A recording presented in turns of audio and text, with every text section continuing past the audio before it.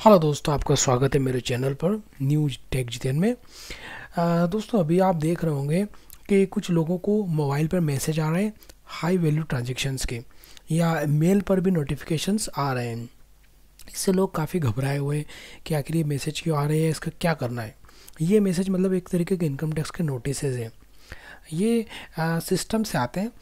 तो आपने कोई बड़ी वॉल्यूम में कैश डिपॉजिट कर दिया हो, सेविंग में अगर 10 लाख से ऊपर करा हो, या आपने करंट अकाउंट में 50 लाख से ऊपर डिपॉजिट कर दिया हो, तो बैंक इनकम टैक्स डिपार्टमेंट की तरफ से बैंक या कोई भी फाइनेंशियल इंस्टीट्यूट हो उसे इंस्ट्रक्शन दिया है कि अगर कोई पर्सन इस तरीके से हाई वैल्यू ट्रांजेक्शन करता है तो उसकी रिपोर्ट वो डिपार्टमेंट को दें। तो जो ये रिपोर्ट डिपार्टमेंट के पास जाती है, बैंक या फाइनेंशियल इंस्टीट्यूट जो होते हैं, जैसे LIC हुआ, म्यूचुअल फंड हुआ, बैंक हुई, या अदर कोई फाइनेंशियल इंस्टीट्यूट होते हैं, ये जो इंस्टीट्यूट होते हैं ये डिपार्टमेंट को इसकी जानकारी देते हैं। ठीक है, फिर डिपार्टमेंट आपको उस जानकारी के बेस पर आपको नोटिस भेजता है। ये जो नोटिस आ रहे हैं, ये क्या होता है कि आपने आपके ITR में वो ट्रांजेक्शन्स को शो नहीं किया है, इस वजह से ये मिसमैच हो रहा है। मतलब पोर्टल पे कुछ और दिखा रहा है जबकि आपके बैंक में कुछ और है। तो इस वजह से आपको ये नोटिस आ रहे हैं।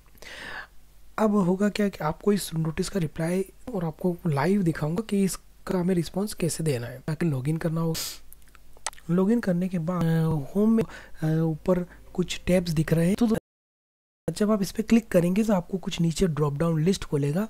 सबसे नीचे कंप्लायंस पोर्टल है, आपको इस पर क्लिक करना है। जैसे आप क्लिक करेंगे तो ये प्रोसीड का के ऊपर जो टैब दिख रहा है, इसमें आपको 5वें नंबर के टैब पे जाना है।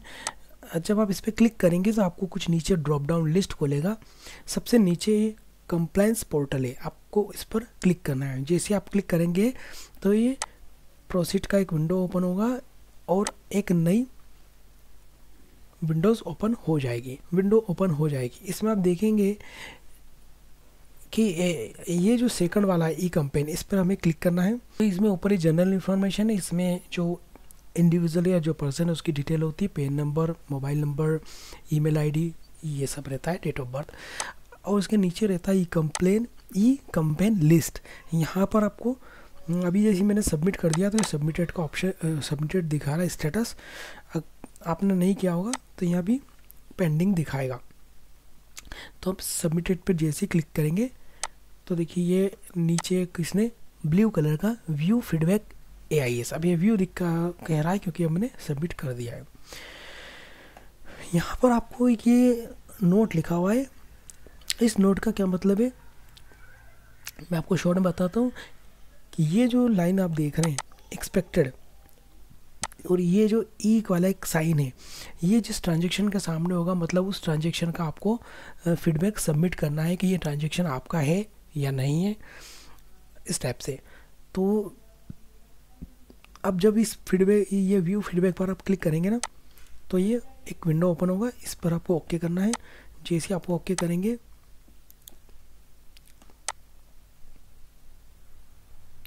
जैसे आप ओपन करेंगे तो नीचे एक ये लिस्ट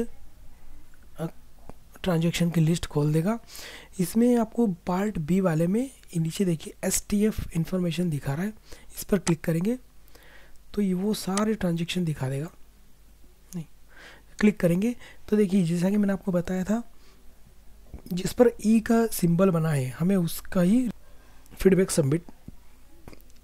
फीडबैक सबमिट करना है। तो दोस्तों, जैसा मैंने बताया था कि ई का जहाँ पर सिंबल है हमें उसका ही फीडबैक सबमिट करना है। अब आप जब इस अमाउंट पर क्लिक करेंगे, ये अमाउंट एक नहीं है, जब इस पर क्लिक करेंगे तो ये आपकी बाइफरकेशन खोलेगा, मतलब किन किन अमाउंट का ये टोटल है। ठीक है, तो हमने लिस्ट नीचे खोली तो ये देखो डेट बता रहा है, रिपोर्ट डेट ये 14 मई की है। इसमें अकाउंट नंबर है, किस किस बैंक के अकाउंट में ट्रांजैक्शन हुए, अकाउंट के टाइप क्या है, अकाउंट रिलेशन किसका अकाउंट है, ये एक होल्डर है, 2 होल्डर है अकाउंट के। ठीक है, उसके बाद ये कैश डिपॉजिट, ये इतना कैश इसमें डिपॉजिट हुआ है। सबसे हाई ट्रांजैक्शन हुआ 5,17,00,000 का। तो राइट साइड में हम स्क्रॉल करेंगे तो ये देखिए मैंने फीडबैक सबमिट कर दिया है, क्योंकि मैंने फीडबैक क्या डाला है कि इन्फॉर्मेशन करेक्ट है।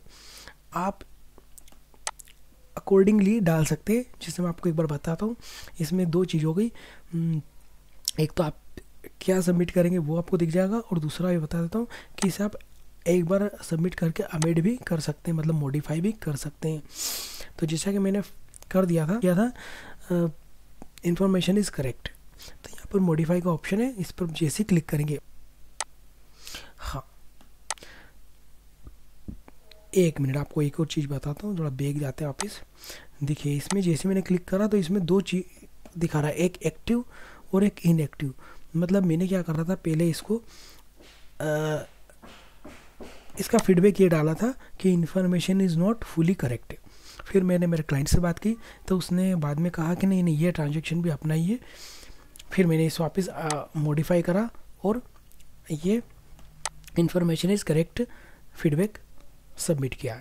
तो ये बाद वाला एक्टिव दिखाएगा, जो पहले आपने करा था वो अब इनएक्टिव हो चुका है। ठीक है, तो मतलब मेन आपका अब ये वाला रहेगा। तो इसे मॉडिफाई कैसे करेंगे, यहाँ पर मॉडिफाई पे क्लिक करेंगे। जैसे आप क्लिक करेंगे तो नीचे ये रीज़न पूछेगा क्या आप इस रिप्लाई को मॉडिफाई क्यों करना चाहते हैं। तो आप कुछ भी रीज़न लिख सकते हैं, जैसे हमने पहले जो करा था वो गलत था या हम गलती से हो गया, इस टाइप से 4-5 ऑप्शन है।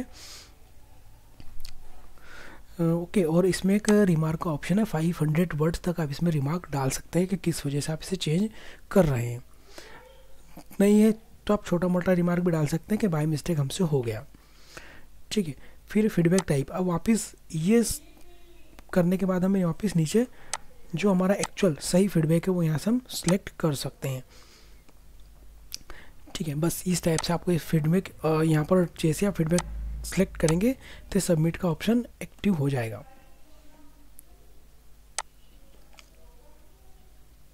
ओके,